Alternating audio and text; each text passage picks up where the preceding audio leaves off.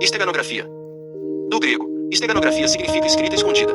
Seu objetivo é camuflar uma mensagem dentro de algum arquivo ou até dentro de outra mensagem. Diferente da criptografia, que visa embaralhar uma mensagem, a esteganografia visa tornar indescritível a mensagem, passar despercebida. Porém, ambas possuem o mesmo objetivo, que é dificultar a visualização da informação por pessoas não autorizadas. Bons exemplos de esteganografia são as marcas de águas, verificar direitos autorais, em softwares, onde é possível inserir alguma informação na aplicação a fim de saber se o mesmo é ou não original. Como outro exemplo dessa técnica, podemos citar a cifra de Bacon, onde pode-se associar cada letra a um número binário contendo 5 dígitos. Por exemplo, veja a tabela abaixo. O 00001 L 0001 A 0011. Ao receber a mensagem 0000100010001, logo pode-se deduzir que tais números podem representar alguns caracteres. Pensando nisso, podemos inserir uma mensagem falsa contendo a nossa informação, de forma indescritível, em que, na mensagem falsa, o 0 pode ser minúsculo e 1 maiúsculo. Veja o exemplo de uma da palavra olá, conforme tabela anterior, ela poderá vir oculta na mensagem, uma palavra amiga. Caixa baixa significa 0 e alta 1. Uma palavra amiga. Agrupamento da mensagem em 5 dígitos. Uma palavra amiga. Conversão da palavra para nosso código. 0000100010011. Mensagem oculta. Olá. Além dessa cifra, quando falamos em esteganografia em arquivos digitais, como textos, imagens, áudio, etc., podemos usar outra técnica, em especial, em imagens coloridas. Com isso, pode-se incluir alguma mensagem oculta na imagem usando o bit de menor significado, LSB List Significant Bit. Ao pegarmos um pixel de uma imagem, o mesmo pode ser representado por um byte, ou seja, 8 bits. Se quisermos inserir a seguinte mensagem, 101011, em uma imagem teremos que usar 8 pixels.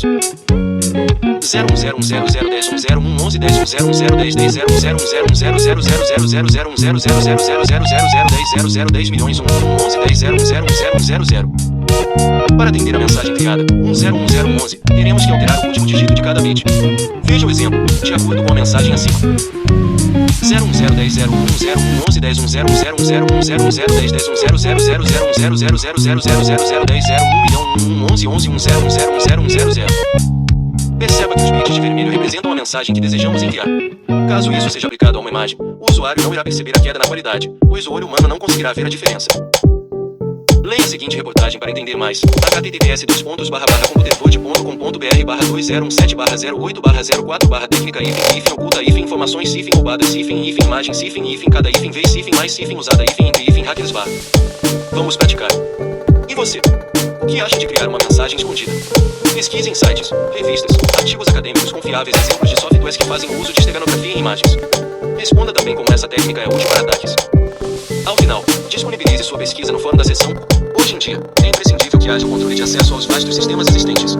Necessitamos que, ao tentar acessar um sistema, o mesmo saiba nos diferenciar de pessoas não desejadas e que tal sistema serviço forneça informações necessárias de acordo com o nosso perfil. Além disso, para que tudo isso ocorra de forma satisfatória e efetiva, devemos usar algoritmos de criptografia. Por meio deles podemos encriptar, tornar confuso um texto, para que pessoas não autorizadas, mesmo que consigam de alguma forma ter acesso à informação, não as compreendam. Esses algoritmos devem possuir um espaço de chave muito grande, milhões de combinações possíveis, que desencoraje qualquer agente ameaçado, pois necessitará de tempo e recursos. E você, tem algum receio de alguns tipos de identificação biométrica, leitura de íris, etc? Qual é a melhor forma de identificação que prefere? Senha, padrões de desenho, biométrica, etc. E sobre a criptografia?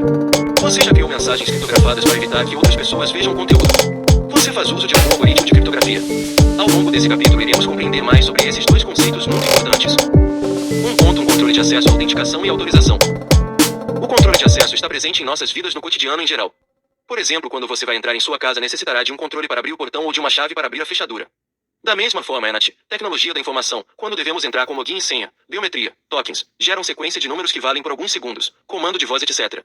Seu único objetivo é garantir que somente pessoas autorizadas tenham acesso à informação ao local. Tal tipo de medida visa colocar agentes ameaçadores longe dos ativos de uma organização, Kim, 2014. Ao nos referirmos sobre controle de acesso, temos que nos preocupar com alguns itens. Clique e veja quais são eles. Autorização. Demonstra o que tal pessoa pode acessar, uma vez dentro do sistema. Identificação. Como se identifica um usuário? Autenticação. Por meio da identificação é verificado se o usuário pode entrar ou não. Responsabilização. Imposição de política. Aceita ou rejeita o acesso de acordo com a autoridade.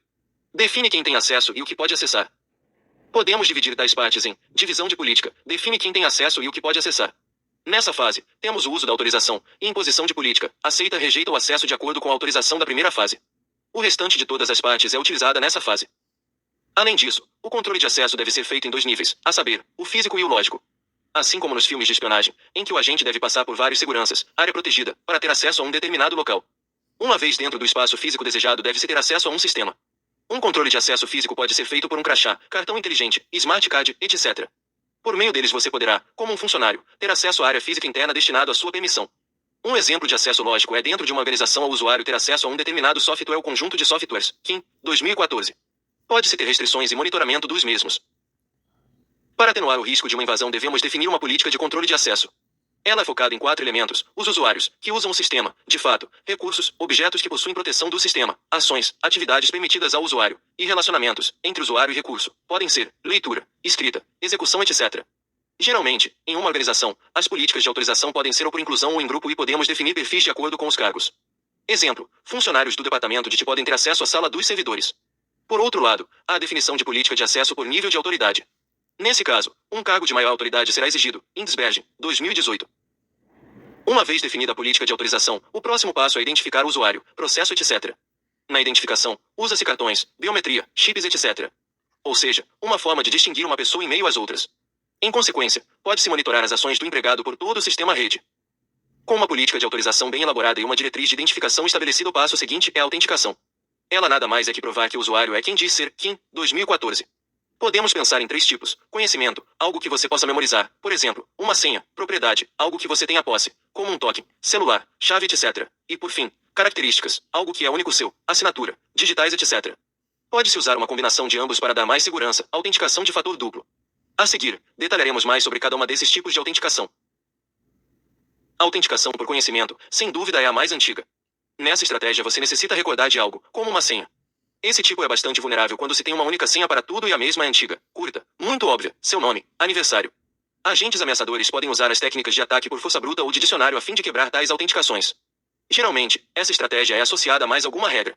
Por exemplo, se errou mais de 3 vezes, deve-se esperar por meia hora para o sistema habilitar novamente a digitação. Isso torna um pouco inviável. Também usa-se o reCAPTCHA, uma espécie de gerador de números, por meio de imagens, para o usuário digitar, informando que não é robô. Boas dicas para se ter e manter senhas seguras são: armazenar senhas em um local seguro, nunca compartilhar, usar senhas diferentes, caso encontre alguma suspeita, recrie outra senha, utilizar senhas sem sentido, que não estejam no dicionário, com o uso de caracteres maiúsculos e minúsculos com adição de caracteres especiais e números. Por fim, criar senhas de no mínimo 8 caracteres. Para esse tipo de estratégia pode-se definir uma reativação de senha, caso o usuário tenha digitado várias vezes e não se lembra. A senha provisória deve ter um limite máximo de 48 horas de duração e a mesma deve ser criptografada. KIM, 2014. Autenticação por propriedade pode ser por meio de algo que lhe pertença. Exemplos mais simples podem ser tokens, crachá, etc. Um token pode ser síncrono. Nesse caso, o usuário de um banco terá em seu celular um software que gera um número e, em seguida, o usuário deverá informar esse número em um site para ter acesso ao sistema. Outra variação de token é o uso do tempo, onde o usuário deverá ter o seu relógio, de seu computador pessoal, sincronizado com um servidor. O horário atual é o valor usado na entrada do algoritmo para gerar o número. O sincronismo baseado em eventos usa um contador, incrementado a cada clique, para servir de entrada para o algoritmo. Já a autenticação contínua é quando o usuário é continuamente validado. Um exemplo desse tipo de tecnologia são os cartões de proximidade, KIM, 2014. Autenticação por características. Esse tipo de autenticação verifica características físicas ou lógicas de um indivíduo de forma que seja possível identificar unicamente dentre vários outros. SEMOLA, 2014. Dentre as diversas formas de se medir um indivíduo, pode-se dividi-lo em 2 categorias: estática, utiliza impressões digitais, retina, íris, geometria da palma da mão, etc. Ou seja, o indivíduo não precisa realizar nenhuma ação, somente colocar a parte que será escaneada sobre algum dispositivo eletrônico. Dinâmica é quando se exige uma ação. Um bem comum é o desbloqueio do celular por meio de uma combinação de um padrão contendo várias direções. Sabe-se que quando se usa uma autenticação via biometria deve se preocupar com, no mínimo, 3 itens. Precisão. Nem todos os equipamentos são precisos. Pode-se ter a falsa rejeição ou falsa aceitação. Aceitação. Nem todos os usuários se sentem à vontade em realizar uma leitura da retina. Pode-se pensar que isso irá prejudicar a sua visão. Por fim, tem-se o tempo de reação. Além dos problemas levantados, deve-se realizar todas as verificações em um tempo aceitável.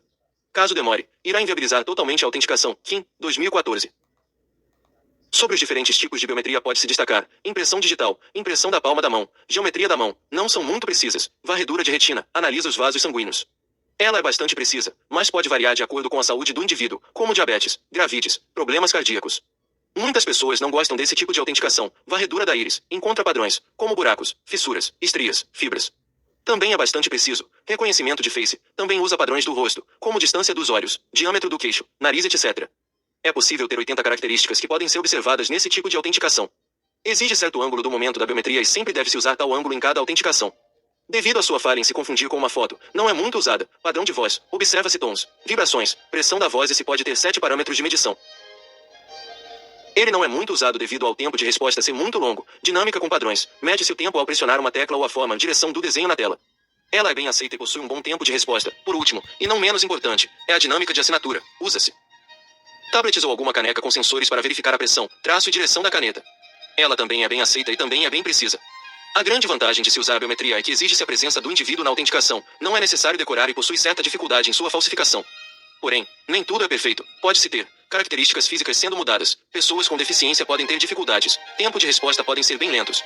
Além de um preço considerável de equipamentos para leitura biométrica. Kim, 2014. Enumere, segundo a sua opinião, quais são as estratégias de identificação, via biometria, mais aceitas para menos aceita. Por fim, justifique a pior estratégia, indicando os motivos pelos quais você chegou a essa conclusão. Imagine a complexidade para o usuário em ter que registrar suas senhas para cada site e serviço que é cadastrado. Pensando nisso, existe a estratégia de assinatura única, Single Sign-On, em que o indivíduo se registra em um único local e o mesmo terá acesso aos outros sistemas e serviços aos quais esteja autorizado. Após todo o percurso de controle de acesso, começando na autorização, identificação, autenticação temos, por fim, a responsabilização. Sem dúvida ela é bastante importante para se auditar e investigar os responsáveis por realizar alguma mudança dentro de um sistema ou em seus dados.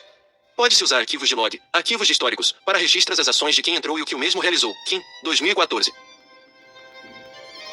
Apesar de todo esse controle no acesso a sistemas e serviços, grande parte das organizações não se preocupam com o descarte das informações. Pode ser via papel ou hardware, discos, fitas, etc. Para se ter um controle das informações, mesmo no descarte deve-se picotar papéis, documentos e desmagnetizar discos. Essas simples medidas podem ajudar no descarte dos ativos. Mesmo com todas essas etapas para se garantir a segurança de uma informação, ainda existem inúmeras brechas. De acordo com uma reportagem da revista Época, Abuda, 2019, um novo software de espionagem chegou ao mercado. Existem vários. O Pegasus, origem israelense da empresa Nos Group. O seu objetivo é invadir qualquer celular à distância sem ser notado. Ele usa inúmeras brechas no sistema para pular tais etapas.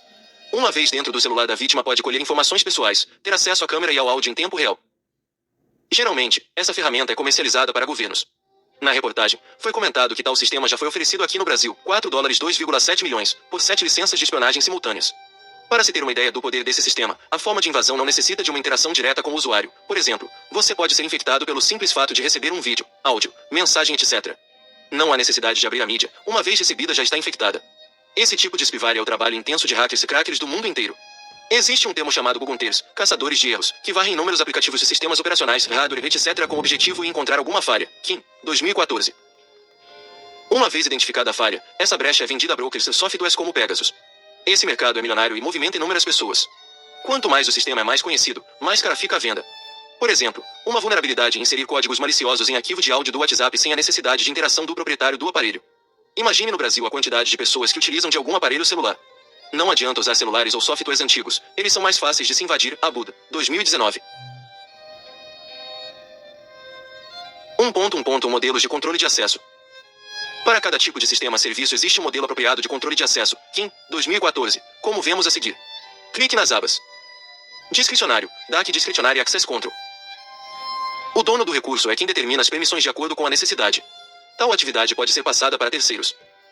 Baseado em sistemas operacionais, controlar acesso por usuários ou grupo. Baseado em aplicativo, o usuário só terá acesso às funções e serviços conforme o seu nível de autorização definido no aplicativo. Obrigatório, Mac Mandatory Access Control. Permissão dada ao proprietário, tal ação não é permitida para terceiros. Pode-se ter um isolamento temporal, onde se restringe o acesso a determinadas horas do dia. Não discricionário. Há uma monitoração por parte do administrador de segurança e não pelo proprietário do sistema. Baseado em regra. Regras sobre os recursos são definidas de acordo com o tipo de usuário. Lista de controle de acesso, ACL Access Control List, por exemplo, de leitura, gravação, execução. Interface restrita de usuário. Se pode colocar regras em uma interface de software, onde o usuário só terá acesso a algumas funções que o mesmo pode visualizar, menus, visões de banco de dados, criptografia, etc. Além desses, podemos destacar o controle de acesso por Bell LaPadula. É construído sobre o conceito de máquina de estado, por meio do qual estados podem ser alterados de acordo com chamadas de função. BIBA define alguns níveis de confidencialidade. Um indivíduo não se pode ler objetos que tenham níveis inferiores ao seu nível atual. Ele também não pode alterar objetos que estejam em níveis mais altos e, por fim, não pode se pedir servidos de um nível mais alto. E Clark Wilson foca no que os indivíduos autorizados tentam fazer, por exemplo, realizar mudanças impróprias. Kim, 2014. Ele forma uma tripla de acesso, sujeito, programa e objeto. Caso queira conhecer mais sobre o modelo de segurança Bela Padula, acesse https://www.youtube.com/watch.v igual 7p2 4kk. Nesse vídeo é possível compreender como esse modelo foi proposto inicialmente para atender o Departamento de Defesa americana, além de mais informações sobre modelos de segurança. Apesar de todo esse controle, existem ameaças que focam justamente esse tipo de serviço. Podemos ver alguns exemplos clicando na interação a seguir. Goldrich, 2013. Acesso físico. Caso um agente ameaçador tenha acesso físico, esse tipo de controle será inútil, pois pode-se copiar tais informações. Interceptação por observação. Uma senha pode estar anotada em um papel que pode estar à vista de qualquer pessoa em uma sala de servidor, conhecida também como política de tela e mesa limpa. Contornando a segurança. Podemos esperar acesso somente via web, mas pode-se tentar acessá-lo por outra forma. Explorando hardware e software. Podemos instalar pequenos hardwares na rede, Raspberry ou algum programa de espionagem, spyware, como um cavalo de Troia. Descarte de mídia. Podemos recuperar dados apagados de mídias descartadas de forma incorreta. A seguir, falaremos sobre criptografia. Acompanhe. 1.2 O que é criptografia? Criptografia é o ato de criar caracteres secretos, ou simplesmente o ato de se criar informações codificadas e que somente pessoas específicas possam decodificá-las. Mesmo que uma terceira pessoa tenha acessado a essa informação, ela mesma não irá entender. Ela é uma técnica bem antiga, datada pelo menos 4.000 anos atrás. Ela esteve presente nas principais guerras da humanidade e por meio dela houve o princípio da computação moderna, de Alan Turing, Bernardo, 2015. Em março de 2017, um jovem estudante do Acre despertou a curiosidade de muita gente. Ele desapareceu, porém, o que chamou a atenção foi o fato de que antes de desaparecer o estudante escreveu várias mensagens criptografadas nas paredes de seu quarto. Em uma dessas paredes havia uma imagem de um extraterrestre. Com base nisso, muitas pessoas consideravam que ele havia sido abduzido. Pouco tempo depois, um grupo de estudantes de ciência da computação quebrou a cifra observando os padrões no texto. Por exemplo, identificaram que caracteres mais conhecidos poderiam virar. Quando a polícia passou a investigar o caso, perceberam que se tratava de apenas uma jogada de marketing. Pontes, 2018. Na área de segurança podemos ter informações não criptografadas, compreensível, e criptografadas. A encriptação é a ação de se transformar um texto compreensível, claro, em um texto cifrado. Já a decriptação transforma um texto cifrado em um texto compreensível. Com a junção desses dois conceitos temos um criptossistema. Na figura a seguir é possível observar um criptossistema que contém uma cifra, algoritmo, para embaralhar a mensagem de entrada. Porém, existem algoritmos de criptografias unidirecionais, também conhecidos como funções hash. Como exemplo, pega-se uma entrada, documento texto, imagem etc. A partir dela gera-se um valor numérico, chamado de hash. A volta é praticamente impossível, ou seja, os cálculos são irreversíveis. Clique para abrir a imagem no tamanho original. Figura 1. Exemplo de um sistema de criptografia. Fonte, Kim, 2014, P215. Fechar. Sempre haverá necessidade de uma chave criptográfica para variar a saída de uma cifra de encriptação. Uma vez que se troque de chave de criptografia, a saída da função será diferente, mesmo que se tenha o mesmo texto. Há dois tipos de categorias. Chaves idênticas para encriptar e decriptar, cifras de chave privada simétrica. Chaves diferentes para encriptar e decriptar, chave pública assimétrica. O objetivo da criptografia é tornar difícil, tempo e dinheiro, a quebra da cifra. Para uma cifra ser bastante efetiva deve-se ter um número de chaves possíveis bem elevado. Esse número é chamado de espaço de chaves. Para que um agente ameaçador explore em força bruta esse espaço de chaves, ele levará muito tempo e dinheiro para poder cobrir as milhares de combinações possíveis.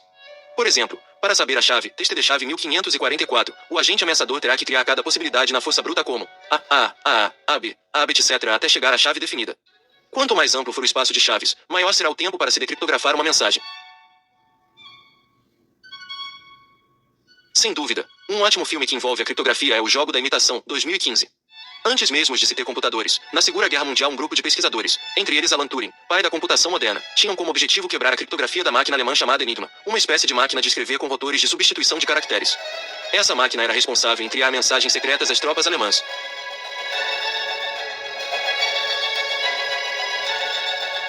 A criptografia cumpre os seguintes itens da segurança da informação. Confidencialidade. Como dito no início dessa disciplina, é o ato de guardar a informação de modo que somente as pessoas autorizadas tenham acesso. Integridade. Apesar de ocorrer uma encriptação, as informações devem permanecer as mesmas, não incluindo, removendo ou alterando qualquer conteúdo. Para verificar isso podemos usar hashes, algoritmo que gera um código único a partir do conteúdo, de verificação. Por exemplo, quando você for baixar um software na internet, eclipse da figura a seguir, perceba que haverá uma opção de checksum.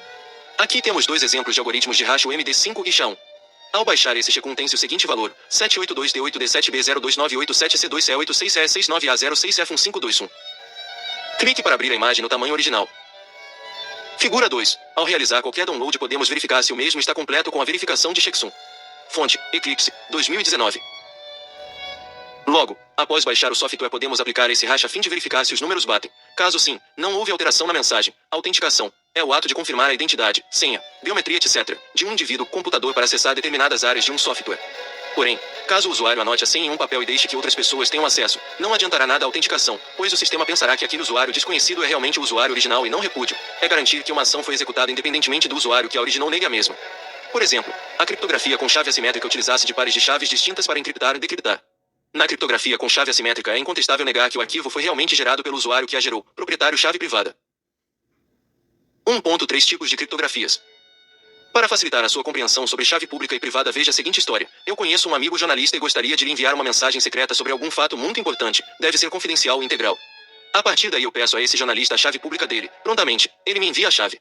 Uso algum programa qualquer para encriptar a minha mensagem de acordo com a chave pública que ele me passou. Uma vez encriptado, eu repasso essa mensagem a ele. Esse meu amigo irá pegar a mensagem e decriptar de acordo com sua chave privada. Ou seja, somente ele tem a senha correspondente para decriptar a informação. Mesmo que alguém intercepte a mensagem, ela não saberá o que tem no documento, pois estará incompreensível. Por outro lado, se eu quiser garantir o não repúdio, eu posso gerar encriptação com a chave privada e qualquer pessoa que tenha acesso à minha chave pública poderá decriptografá-la. Kim, 2014. Dentro de uma organização, a criptografia pode auxiliar nos seguintes pontos: segurança interna, privacidade, integridade, autorização e controle de acesso. Segurança entre empresas, autenticação de mensagens, assinatura, digital, recibo, não repúdio. Independente da categoria da criptografia, pública ou privada, pessoas indesejadas podem ter acesso à mensagem encriptada para tentar quebrá-la. Esse ato se chama criptoanálise. Para que isso ocorra, existem basicamente 4 tipos de ataques, como vemos a seguir. Clique nas abas. Texto cifrado. Também conhecido como cifrtext-only attack, COA, o agente ameaçador tem acesso a somente o texto cifrado. Para que ocorra tal ataque é necessário que o criptoanalista conheça o contexto a qual a mensagem é ligada. Pode-se deduzir palavras e formatações. Texto claro conhecido. Non-plain text attack KPA, o criptoanalista previamente conhece alguns pares de texto claro e cifrado. Por exemplo, ele sabe que o texto claro, login, irá virar trfg #R22. Logo, as próximas informações podem ser, por exemplo, a senha. Com isso, pode-se ter o maior sucesso em... Criptoanalista previamente conhece alguns pares de texto claro e cifrado. Por exemplo, ele sabe que o texto claro, login, irá virar trfg #R22. Logo, as próximas informações podem ser, por exemplo, a senha. Com isso, pode-se ter o maior sucesso em decriptar a mensagem. Texto claro escolhido. Aqui o agente ameaçador poderá testar as entradas e observar o resultado das saídas. Ele poderá cifrar uma mensagem conhecida e ver o que ele vai resultar. Por exemplo, ao se encriptar a letra A, ver o que a cifra irá produzir B. Com base nisso, ele poderá identificar algumas palavras ou até qual foi a chave usada. Texto cifrado escolhido. Pega-se mensagens que possuem o mesmo padrão, cifra e chave, daqui ele deseja quebrar e submete a dispositivos de decriptação. Ao se realizar tal procedimento, deve-se observar a saída para ver se o texto é compreensível, claro, ou simplesmente jogar tal mensagem a um sistema e observar o seu comportamento. Quanto mais valiosa for a informação, mais ataques, tempo e recursos poderão ser empregados para obtê-la. Imagine o contexto de uma guerra, no qual grandes esforços seriam despendidos para quebrar a criptografia inimiga. Ao se conhecer os planos deles, certamente, a vitória será mais fácil, pois independente da reação, sempre se saberá seus próximos passos. Um exemplo disso é sobre a máquina Enigma. Grande parte das criptografias de chave assimétrica hoje usam a fatoração de números primos. Kim, 2014.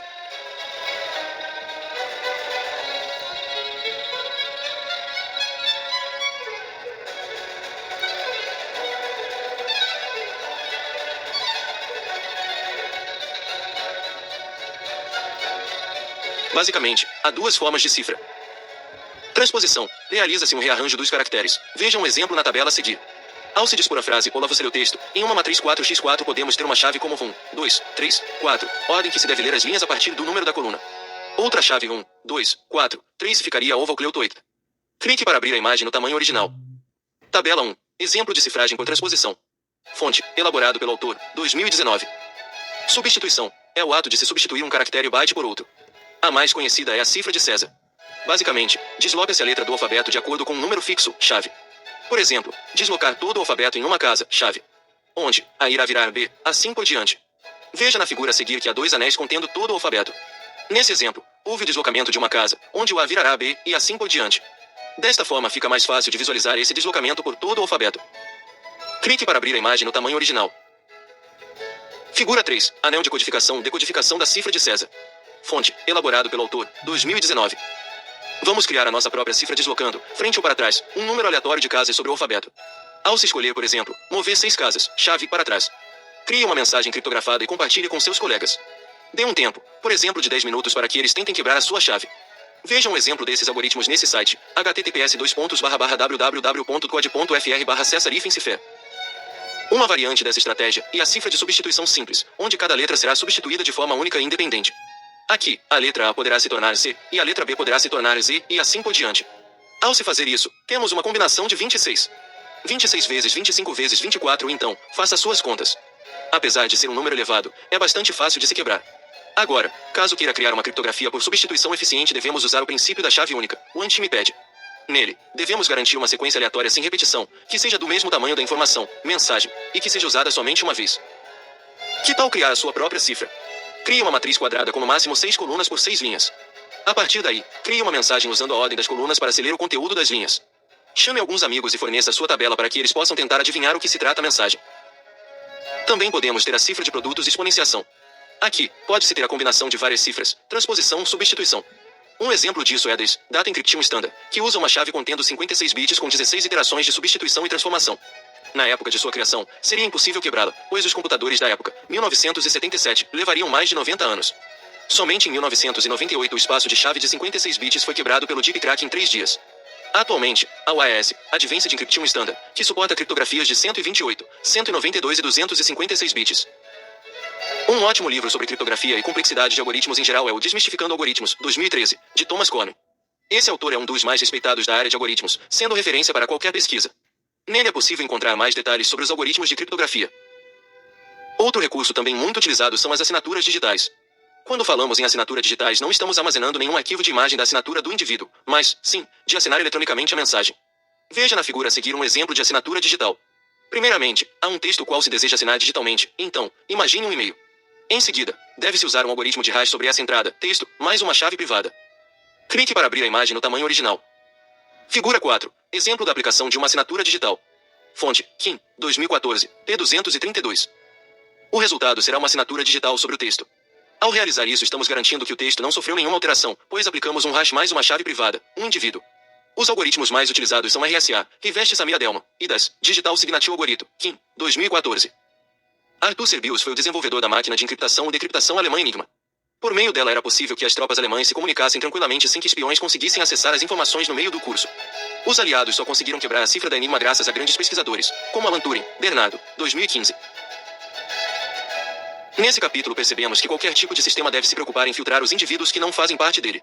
Isso irá garantir que o acesso juntamente com um perfil adequado permitirá que as informações sejam íntegras e confiáveis.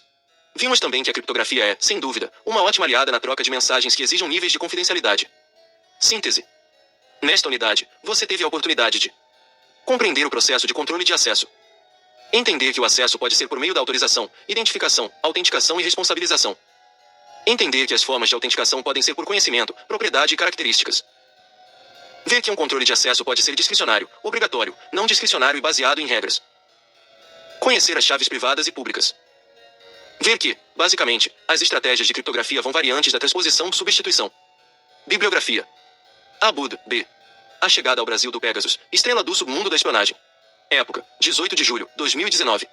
Disponível em https://época.globo.com/chegada-ao Brasil-do Pegasus-Pegasus-estrela-do submundo-da-espionagem-238157778. Acesso em 11 de agosto, 2019.